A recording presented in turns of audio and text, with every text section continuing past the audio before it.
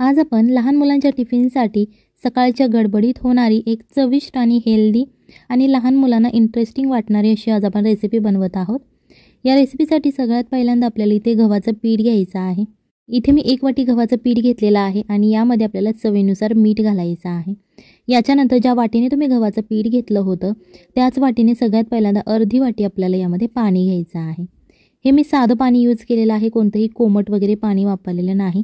जे रोज आपण रेग्युलर पिण्यासाठी पाणी वापरतो रूम टेम्परेचरचं तेच आपल्याला इथे पाणी घ्यायचं आहे। आता हे अर्धी वाटी पाणी घालून झाल्यानंतर आपल्याला परत अर्धी वाटी पाणी घालायचं आहे। याचं प्रमाण तुम्हाला लक्षात ठेवायचं आहे। सोपी रेसिपी आहे, काहीच अवघड नाही। जर तुम्ही 1 वाटी गव्हाचं पीठ घेतलं असेल तर तुम्हाला 1 वाटी पाणी लागेल। जर तुम्ही 2 वाटी गव्हाचं पीठ घेतलं तर तुम्हाला 2 वाटी पाणी लागेल। याच्यानंतर हे पीठ छान असं आपल्याला मिक्स करायचं आहे। तुम्ही चमच्याच्या मदतीने करू शकता किंवा जर तुमच्याकडे बीटर असेल तुम्ही त्याने केलं तरी लगेच होईल आणि चमच्याने केलं सुद्धा लगेच होऊन जाते ही रेसिपी।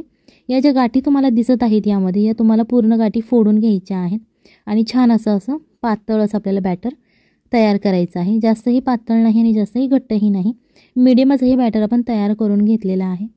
हे आता आपण साईडला ठेवून घेणार आहोत। याच्यानंतर इथे आपल्याला एक पॅन घ्यायचा आहे। त्यामध्ये जर तुमच्या मुलांना तेल आवडत नसेल तर तुम्ही बटर किंवा तूप इथे वापरलं तरीही चालेल। 1 चमचा तेल घ्यायचं, त्याच्यानंतर थोडीशी जिरे आणि मोहरी यामध्ये घालायची आहे। मोहरी जिरे छान असे तडतडल्यानंतर तुम्हाला यामध्ये घालायची आहे मटकी। इथे मी मोड आलेली मटकी घेतलेली आहे।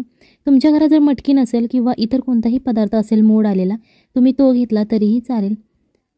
ते छान असं तेलामध्ये आपल्याला फ्राय करून घ्यायचं आहे। सगळ्यात पहिल्यांदा व्हिडिओ आवडत असेल तर व्हिडिओला लाईक करा, हळद आणि मीठ घालून पुन्हा एकदा ते फ्राय करायचं आहे।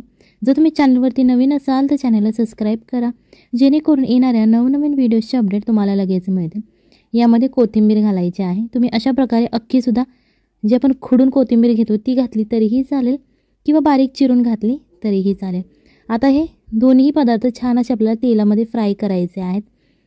पूर्णही याला शिजवायचं नाही, ज्याप्रमाणे सॅलड वगैरे खातो आपण त्याचप्रमाणे हे करायचं आहे। अर्धी कच्ची मटकी जेव्हा शिजते तेव्हा तुम्हाला गॅस बंद करून घ्यायचा आहे, पूर्ण ही मटकी शिजवायची नाही। आता ही जी मटकी तुम्ही परतून घेतलेली आहे त्याच पॅनमध्ये थोडंसं तेल लावून घ्यायचं आहे। आपण जे बॅटर तयार केलेलं आहे ते बॅटर असं मध्यभागी आपल्याला घालून घ्यायचं आहे आणि हे जेव्हा तुम्ही बॅटर यामध्ये घालता तेव्हा तुम्हाला हे बॅटर पसरवून अजिबात घ्यायचं नाही। गॅसवरती तुम्हाला हे थोडंसं एका साईडने भाजून घ्यायचं आहे। इथे तुम्ही बटर, तेल किंवा तूप काहीही वापरलं तरीही चालेल। जेव्हा हे एका बाजूने छान असं फ्राय होतं त्याच्यानंतरच तुम्हाला ते पलटी करायचं आहे। तुम्हाला दिसत असेल बघा, अशा प्रकारे तुम्ही उलटण्याच्या मदतीने ते दाबत भाजून घेऊ शकता, जेणेकरून ते छान असं सगळ्या बाजूने भाजलं जाईल। जेव्हा ते एका बाजूने भाजलं जाईल त्याच्यानंतर तुम्हाला ते पलटी करून घ्यायचं आहे, जेणेकरून ते दुसऱ्या बाजूनेही छान असं भाजलं जाईल। तुम्हाला दिसत असेल बघा, खूप छान असं दिसायलाही खूप छान दिसतं आणि याची चवसुद्धा खूप छान लागते। इथे तुम्हाला चपातीचं पीठ मळावं लागत नाही किंवा लाटावी लागत नाही चपाती। अशा प्रकारे तुम्हाला हे बनवून घ्यायचं आहे। रेसिपी इथे संपत नाही आहे, कारण मुलं चपाती भाजी खायला नाक मुरडतात। सो अशा प्रकारे तुम्हाला हे 2 छोट्या छोट्या चपात्या तयार करून घ्यायच्या आहेत। छान अशा ते तुम्हाला क्रिस्पी होईपर्यंत भाजून घ्यायच्या आहेत। याच्यानंतर तुम्हाला मुलांसाठी एक छान अशी इंटरेस्टिंग रेसिपी बनवायची आहे। जेव्हा हे तुमचे पराठे किंवा तुम्ही चपाती म्हणू शकता हे भाजून होतात तेव्हा तुम्हाला ते एका प्लेटमध्ये काढून घ्यायचे आहे। तुम्हाला दिसत असेल बघा, दिसायला ही खूप छान दिसते आणि इंटरेस्टिंग रेसिपी असल्यामुळे मुलांनाही खूप रेसिपी आवडते। डबा अजिबातही रिकामा आणत नाहीत। अशा प्रकारे तुम्हाला पेपर फॉईल घ्यायची आहे, जेणेकरून हे जे आपण पदार्थ तयार करणार आहोत तो छान असं गरम असा राहिला पाहिजे, जेणेकरून मुलांना टिफिन खाताना ते गरम मिळालं पाहिजे, थंड झालं नाही पाहिजे। सो अशा प्रकारे जी एक चपाती केलेली आहे ती उलटी करून ठेवायची आहे त्या ॲल्युमिनियम फॉईलवरती। त्याच्यानंतर तुम्हाला अशा प्रकारे चीजची स्लाईस घ्यायची आहे। जर तुमच्याकडे चीज स्लाईस अवेलेबल नसेल, दुसरं कोणतंही अवेलेबल असेल तुम्ही ते घेऊ शकता। अशा प्रकारे ही स्लाईस मध्यभागी ठेवायची आणि त्याच्यानंतर आपण जी मटकीची भाजी तयार केलेली आहे ती अशा मध्यभागी उभट आकाराची भरून घ्यायची आहे।